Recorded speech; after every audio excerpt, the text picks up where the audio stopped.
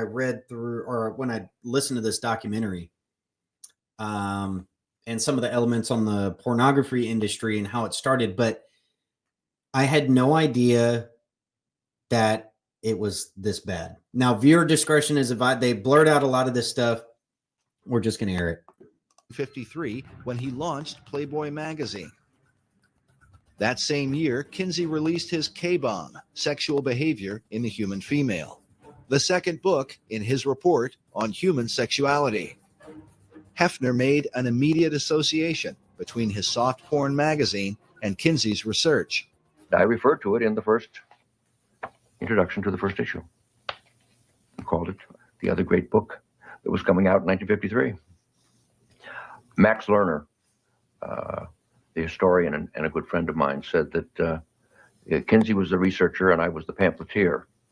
And it's an interesting way of looking at it. I certainly do think that in a very real way, the sexual revolution began in 1953, with the second book and the beginning of Playboy. Hugh Hefner had been under the influence of Kinseyan philosophy since the release of the male volume in 1948. He had even written about it in a college publication years before he started Playboy magazine. Half a century later, in Playboy's 50th anniversary issue, Hefner paid special tribute to Alfred Kinsey, celebrating the man who had helped him launch the sexual revolution.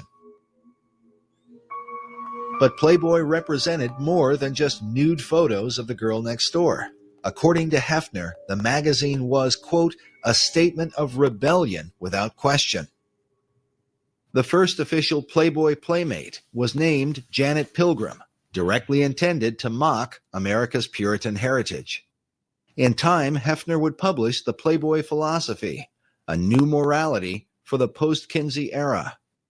Just as Kinsey had gone all over the country, preaching the message of sexual reform, Hefner followed his example, giving speeches, appearing on talk shows, and speaking in public forums as the pamphleteer for Kinsey's sexual revolution.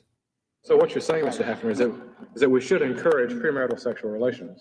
I think that we should encourage the notion that sex can be right and proper in marriage or out of marriage. In time, Hefner set up the Playboy Foundation, which became, quote, one of the major sources of income for the Kinsey Institute. Did y'all catch that? But was Hefner's sexual revolution simply about giving consenting adults the right to alternative lifestyles?